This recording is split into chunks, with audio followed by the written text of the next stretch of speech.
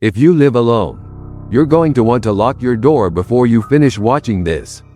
Tonight, I'm bringing you 3 stories sent in by people who thought living alone meant being safe. No roommates, no noise, no one to answer to. Just quiet. But quiet isn't the same as safe. And by the end of these 3 stories, you're going to understand exactly what I mean. These stories are shared anonymously, and details have been changed to protect the people who trusted me with them. Everything else is exactly how they told it to me. Get comfortable, lock your doors, and let's begin. Story 1. The man who knew my schedule. I moved into my first apartment when I was 23. It was small, 1 bedroom, a kitchen barely big enough to turn around in, and a single window that looked out over the parking lot. But it was mine. For the first time in my life, I didn't have to answer to a roommate, a landlord living upstairs, or parents down the hall. I loved it. At least, I did for the first 2 months. My building wasn't anything special. 6 units, 2 floors, the kind of place where you nod at your neighbors in the hallway but never actually learn their names. I worked a 9 to 5 at an insurance office downtown, and my routine was about as predictable as it gets. Up at 6:30, coffee, leave by 7:40, home by 6. Some nights I'd go to the gym after work. Other nights I'd just order food and watch something until I fell asleep on the couch. Looking back now, I realize how much of my life a stranger could have learned just by watching me for a week. The first thing I noticed, and at the time, I didn't think anything of it, was that my mailbox key seemed harder to turn. Just slightly. I figured the lock was getting old. The building wasn't exactly new, so I didn't think twice. Then, about a week later, I came home to find my welcome mat slightly askew. Not flipped over, not dramatic, just turned a few degrees from where I always placed it. I remember standing in the hallway for a solid 10 seconds just staring at it, feeling this strange unease creep up my spine before I told myself I was being paranoid. Maybe the mail carrier bumped it. Maybe the cleaning service that did the hallways moved it. I want you to remember that feeling, because it comes back later. That specific flavor of doubt where your gut says one thing and your brain talks you out of it. I ignored my gut. That was my first mistake. About 2 weeks after the mat incident, I started noticing something else. My blinds. I always left them at a specific angle, closed enough for privacy, but tilted just slightly so morning light could wake me up naturally instead of using an alarm. It was a small habit, the kind of thing you don't even think about. You just do it every night before bed. One morning, I woke up and the blinds were completely shut. Not tilted, not adjusted, fully closed, blocking every bit of light. I remember lying there in the dark, staring at the ceiling, feeling my heart start to pound before I even had a reason to. I told myself I must have closed them myself and forgotten. People forget things all the time, right? That's what I told myself as I got up, got dressed, and went to work like nothing was wrong. But something was wrong, and deep down, I think I already knew it. That weekend, I decided to visit my sister for 2 days. Nothing significant, just a normal trip to see family. The kind of thing you don't think twice about announcing to anyone. I posted about it on social media too, which in hindsight was another mistake. A picture of me and my sister at a restaurant, tagged with the location. When I came home Sunday night, something felt different the second I opened my apartment door. I can't explain it any better than that. The air felt disturbed, like someone had recently been breathing it. I stood in my doorway for a long moment, scanning the room, telling myself it was just the anxiety of being away from home. Then I noticed my throw blanket, the one I kept folded on the armrest of my couch. It wasn't folded anymore. It was draped over the couch cushions like someone had been sitting there, wrapped in it. I felt my whole body go cold. I checked every room. Nothing was stolen. Nothing was broken. My laptop was still on my desk, my jewelry untouched in its little dish on the dresser. Whoever had been there, if anyone had been there, wasn't interested in taking anything. They just wanted to be inside. I told myself I was overreacting. I told myself the blanket thing had a logical explanation, even though I couldn't think of one. I didn't call the police, because what would I even say? My blanket is unfolded and my blinds were closed weird. I knew exactly how that would sound. For the next few weeks, I tried to move on. I started paying closer attention to my apartment when I left and when I came home, almost obsessively. I took photos of my living room before I left for work. The position of pillows, the angle of the blinds, the exact placement of my shoes by the door. If I was going to convince myself I wasn't losing my mind, I needed proof. And the proof came, just not in the way I wanted. 3 days into this new habit, I came home from work and compared my photo from that morning to what I was seeing in front of me. The pillow on the left side of the couch, the one I always placed upright against the armrest, was lying flat. My shoes by the door, which I always left side by side, were slightly separated, like someone had stepped between them. I sat down on my kitchen floor, my back against the cabinets, and I cried. Not because I was sad, because I finally let myself admit what I'd been denying for weeks. Someone had a key to my apartment, or knew how to get in without one. That night, I called my landlord and asked directly, had anyone requested a spare key to my unit? Had any maintenance work been scheduled that I wasn't told about? He said no, nothing on record, and he sounded genuinely confused by the question. I asked if he could change my locks immediately, and he agreed, though he clearly thought I was being dramatic. The locksmith came the next afternoon. I stood in my living room while he worked, watching every movement of his hands like it was the most important thing in the world.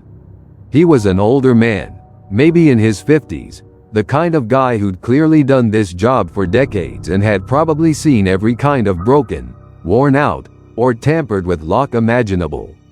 That's exactly why what he said next carried so much weight. He said, whoever had access before this definitely knew what they were doing. This lock had scratch marks inside the cylinder, not from a key, but from something that was used to pick it repeatedly, probably over weeks, maybe even longer than that. I asked him how he could tell it had happened more than once. He explained that a single break-in attempt usually leaves clean, fresh scratches, but what he was looking at showed layers, older marks that had started to oxidize slightly, and newer ones on top of them. Someone hadn't broken in once. They'd been getting in and out, repeatedly, carefully, for what he estimated could have been over a month. A month. I tried to think back to when the mat first moved, when the blinds first closed on their own, and it lined up almost exactly. I asked him if he thought I should be scared.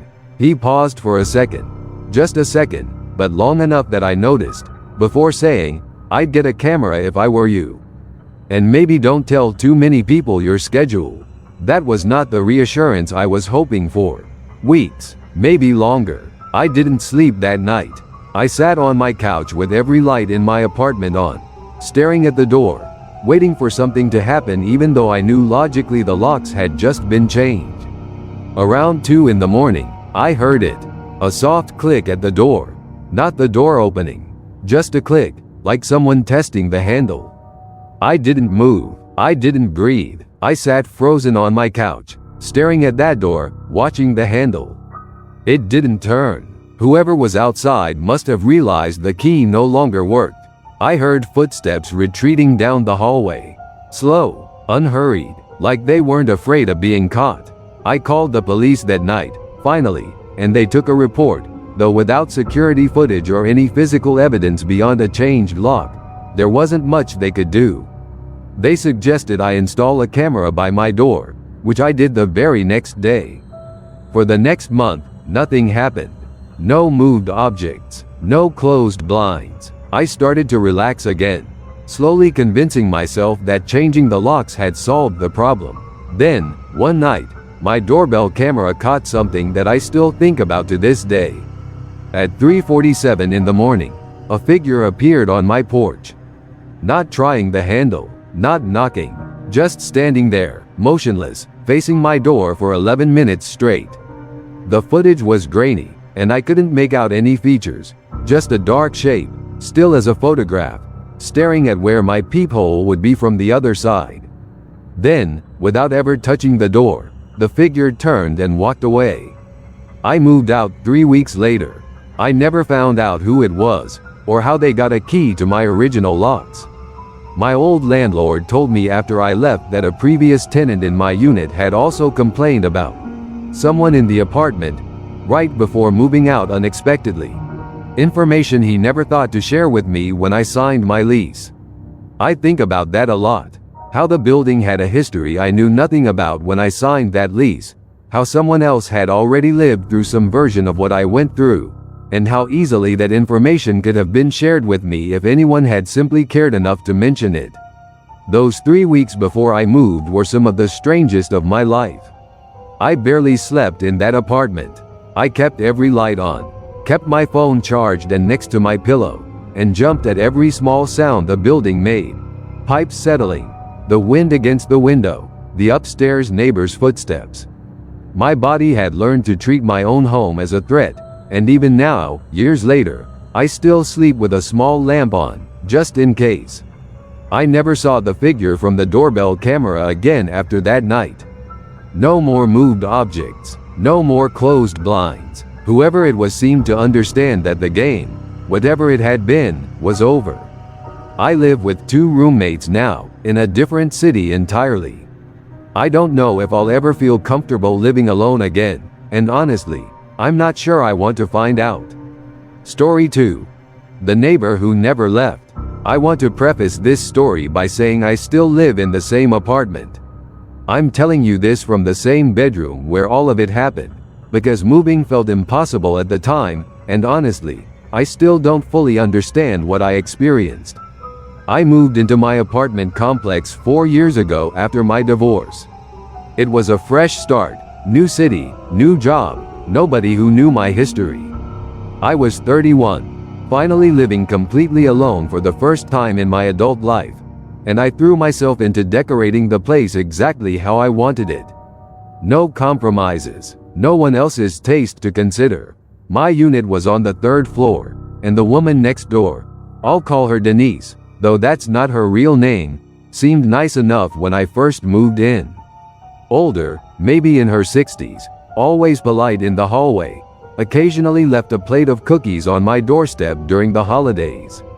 The kind of neighbor you're grateful to have. About 8 months after I moved in, Denise passed away. I found out because I noticed her mail piling up outside her door, and eventually saw a moving truck and some family members clearing out her unit. Nobody in the building really talked about it much. People die, life moves on. A new tenant moved into her unit about 2 months later. That's when things started happening. The first thing I noticed was the smell. A faint, sweet, almost floral scent that would randomly appear in my apartment, usually in the evenings, usually in my bedroom specifically. It reminded me instantly of Denise, because she used to wear a very particular, old-fashioned perfume that I'd smelled in the hallway 100 times over those 8 months. I told myself it was probably just seeping through the walls from the new tenant, or maybe my air vents were somehow connected to hers in a strange way old buildings sometimes are. It was unsettling, but explainable. I could live with explainable. Then, about 2 weeks after the smell started, I woke up in the middle of the night to the specific sound of someone knocking. 3 slow, deliberate knocks, not on my apartment door, on the wall that separated my bedroom from what used to be Denise's bedroom before her passing. I sat up in bed, completely frozen, staring at that wall in the dark. The knocks came again. 3 more, slower this time, almost patient. I told myself it was the new tenant. Maybe they were hanging something on their wall, or moving furniture at a weird hour. I got up, walked to my window, and looked over at their unit. Every light was off, no movement, no sound of anyone awake. I didn't sleep the rest of that night. Over the following weeks, this became a pattern. Not every night. That almost made it worse, because I could never predict when it would happen. 3 knocks on the wall, always between 1 and 3 in the morning, always from the same spot near my headboard. I finally worked up the courage to knock on the new tenant's door and ask, as casually as I could manage, if they'd been doing any late-night work or moving furniture around. A young guy answered, clearly confused by the question. He told me he worked early mornings and was always asleep by 10. He'd never heard any knocking from his side either, which honestly disturbed me more than if he'd admitted to it. If the knocking wasn't coming from his side, where was it coming from? I started sleeping with my bedroom light on, which helped for a while, until the knocking started happening even with the light on, proving that whatever was causing it clearly wasn't afraid of illumination. Around this time, I also started noticing my temperature. My bedroom would get inexplicably cold, sometimes so cold I could see my breath, even with the heat running and every window sealed shut. I mentioned this to a coworker, mostly just venting about not sleeping well, and she asked a question that stopped me cold. She asked if the previous tenant had died in the unit. I told her Denise passed away next door, not in my apartment. She looked at me for a long moment and said something I'll never forget. She said, "Are you sure it was next door? Sometimes these buildings share more history than people realize." That sent me down a rabbit hole. I spent an entire weekend researching my building's history, calling the property management office, even reaching out to some previous residents I found through old social media posts. What I discovered made my stomach drop. My unit, the one I was currently living in, had previously been combined with what was now the neighboring unit. Years before I moved in, before the building was renovated and divided into smaller separate apartments, my bedroom and Denise's bedroom used to be a single, larger room. Denise had lived in that combined unit for over a decade before the building split it into two separate apartments. My bedroom, the exact spot where I slept every night, used to be a section of her original living space. I don't know what to do with that information except tell you that the knocking started exactly 2 months after she passed away, in a space that used to belong entirely to her. Before I called anyone, I spent another 2 weeks just trying to live with it, telling myself that if it was really Denise, she'd never hurt me. She'd always been kind when she was alive. But knowing something intellectually and feeling it emotionally at 2 in the morning are two very different things. I started dreading nightfall the way you dread a dentist appointment. Not terrified exactly, but this constant low hum of anxiety sitting in my chest all evening. My sleep suffered badly. I was calling in sick to work more than I ever had in my life, blaming migraines, blaming stomach issues, anything other than the truth, which was that I hadn't slept more than 3 or 4 broken hours a night in almost a month. My coworker who'd asked about the previous tenant eventually noticed how exhausted and on edge I'd become, and she's the one who finally convinced me to call someone rather than keep suffering through it alone.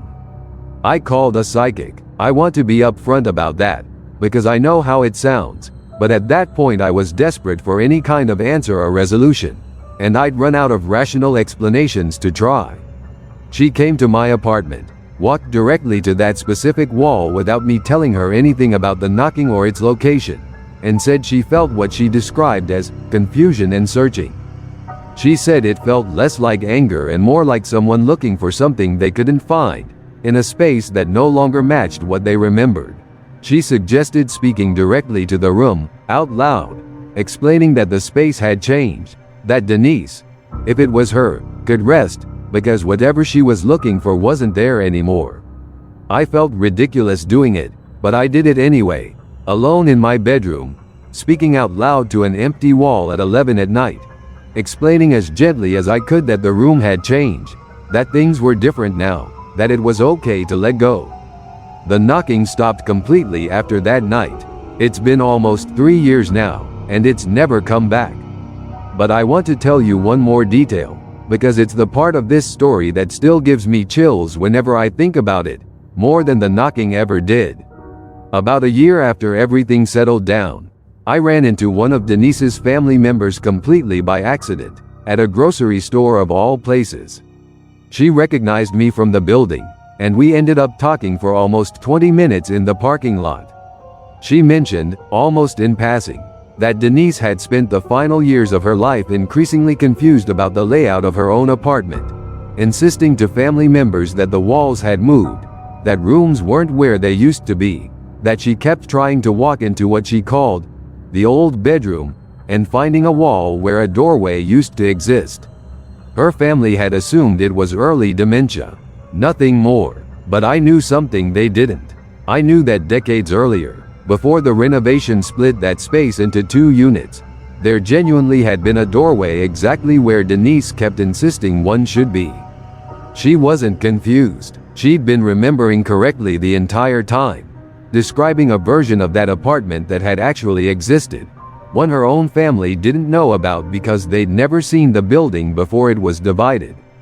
I still smell that same perfume sometimes, usually on quiet evenings when I'm alone. But it doesn't scare me anymore. Now it just feels like she's checking in, still looking, in her own way, for a home that doesn't exist in quite the same shape anymore. Before we get into our final story tonight, I want to say something, because I've been reading the comments on videos like this for a long time now, and there's a pattern I keep noticing.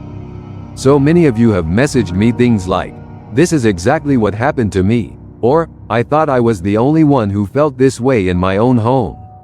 And I think that's the thing nobody talks about enough. Living alone is supposed to feel like freedom, and most of the time, it is. But there's a specific kind of fear that only makes sense once you've experienced it. The fear of being unsafe in the one place that's supposed to be safest. If you've made it this far, do me a favor and drop a comment with just one word: safe. If you currently feel secure in your home, or checking, if this video has made you want to go check something right now. I read every single one, and it genuinely helps me understand who's watching these late at night. Our final story tonight is, without question, the one that disturbed me the most when it was first sent to me. I had to read it twice before I fully understood what the person was describing, and even now, months later, it's the one that crosses my mind most often when I'm home by myself. Stay with me for this one. Story 3. The camera in my own home. This is, without question, the story that changed how I live for the rest of my life. I'm sharing it because I think about how close I came to never knowing the truth, and how many other people living alone might be experiencing exactly what I went through without ever finding out. I'd been living alone for almost 3 years in a rental house, not an apartment, an actual small house with a yard, when this started. I worked from home as a graphic designer, which meant I spent the vast majority of my time inside that house, often for days without leaving except for groceries. It started with a feeling. That's the only way I can describe it. A persistent sense of being watched, even when I was completely alone, even when every door and window was locked. I'd be sitting at my desk working, and I'd suddenly feel this overwhelming urge to look over my shoulder, convinced someone was standing behind me. There never was, but the feeling didn't go away. If anything, it got stronger over time. I chalked it up to working from home too much, isolation messing with my head, maybe even some anxiety I needed to deal with. I actually started seeing a therapist because of it, which in hindsight is almost darkly funny given what I eventually discovered. About 4 months into this feeling, I noticed something specific: my smart home devices. I had a couple of smart speakers scattered through the house, the kind that light up when they're activated, would occasionally light up on their own, with no one speaking a wake word anywhere near them. I noticed it happen twice in 1 week, both times late at night when I was alone in my bedroom, nowhere near the devices themselves. I did some research and found forums full of people saying this was just a common glitch, false activations happening from background noise or nearby conversations on television. I tried to accept that explanation, even though something about it didn't sit right with me. Then, one evening, I was getting ready for bed and happened to glance at my bedroom smoke detector. Nothing seemed unusual at first glance. It was just a standard detector, mounted on the ceiling like every other one in the house. But something about the angle of it caught my eye. It seemed to be facing slightly toward my bed, rather than straight down like the others in different rooms. I told myself I was being paranoid. Smoke detectors don't really have an angle that matters, they just need to be on the ceiling to detect smoke. But that nagging feeling from months earlier came rushing back, stronger than ever. I got a step ladder and looked at it more closely. It looked completely normal from the front, but when I turned it slightly to examine the sides, I noticed something that didn't belong. A tiny reflective lens, almost invisible unless the light hit it at exactly the right angle, positioned where no smoke detector component should be. My hands were shaking as I unscrewed it from the ceiling. Inside, alongside the normal smoke detector components, was a small camera module with what looked like a memory card slot and a tiny antenna. I sat on my bedroom floor holding that device for what felt like an hour, trying to process what I was looking at. Someone had installed a hidden camera in my smoke detector, pointed directly at my bed, in a house I'd been living in completely alone for 3 years. I immediately started searching every other room. In my bathroom, hidden inside what appeared to be an air freshener plugged into an outlet, I found a second camera. In my living room, disguised as a phone charging block that I didn't remember ever purchasing myself, I found a third. 3 hidden cameras, in my own home, watching me for who knows how long. I called the police immediately, and they took the devices as evidence, though tracing them proved incredibly difficult since they used cheap, widely available components with no identifying information printed anywhere on them. What they did discover was that the cameras were transmitting to a receiver using local Wi-Fi, meaning whoever was watching had to be relatively close by to access the footage in real time, or had physical access to retrieve memory cards periodically without me noticing. That detail terrified me more than almost anything else. It meant whoever was watching wasn't doing it from across the country through some anonymous server. They were nearby, possibly very nearby, possibly someone who had been inside my house recently enough to swap out storage cards without leaving any other trace. The detective assigned to my case was thorough, I'll give her that. She pulled maintenance records, lease renewal paperwork, even contractor visit logs going back years, cross-referencing anyone who'd had legitimate access to the house during that window before I moved in. It took almost 6 weeks of investigation before she called me with an update, and I remember exactly where I was standing in my kitchen when my phone rang. The investigation eventually led back to my landlord. When I'd signed my lease 3 years earlier, before I moved in, he'd apparently used the vacant period between tenants to install the devices himself, and continued accessing them throughout my entire tenancy using a spare key he never should have kept, one he'd claimed was destroyed when the locks were supposedly changed for the new tenant, which was me. I sat with that phone call for a long time after it ended. 3 years of my life, replayed in my head like a highlight reel of humiliation. Every private moment, every time I'd cried alone in my bedroom after the divorce paperwork finalized. Every ordinary, unremarkable evening that should have belonged only to me. 3 years. He'd been watching me for 3 entire years, and I only found out because of a slightly crooked smoke detector that happened to catch my eye at the right moment. I think about all those months of feeling watched, dismissing it as anxiety, blaming myself for being paranoid, when my instincts had been right the entire time. I think about how close I came to living my entire life in that house without ever knowing, and how many other people might be experiencing exactly what I did right now, dismissing the exact same feelings I dismissed for months. The case is still working through the legal system as I write this. He's facing charges, though the process has been slow and honestly re-traumatizing in its own way, requiring me to relive details of my own private life in front of lawyers and investigators who needed to catalog exactly what had been recorded and for how long. There's a particular kind of exhaustion that comes with proving your own violation happened, even when the evidence is sitting right there in an evidence locker. I moved out of that house within a month of discovering the cameras. Even though breaking my lease early cost me thousands of dollars I honestly couldn't afford at the time. I didn't care. I couldn't have spent one more night under that roof knowing what I now knew about the years I'd already spent there. My new place is a small apartment in a large, secure building with a doorman and cameras in the hallways that I can actually see and account for. I know exactly where every camera in my life is now, because I check constantly. Some might call it paranoid. I call it earned caution. I still catch myself, sometimes, glancing up at smoke detectors in hotel rooms, in friends' houses, in doctors' offices, checking the angle, checking for anything that looks even slightly wrong. I probably always will, but I want anyone watching this who has that same feeling, that persistent, nagging sense that something in your space isn't right, even when you can't explain why, to trust it completely. Don't wait months like I did.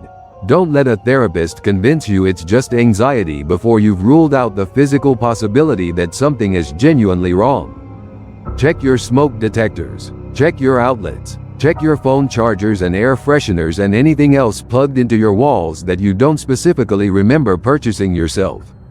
I did, and it changed everything. If these stories taught me anything, it's that the instinct telling you something is wrong is rarely wrong itself.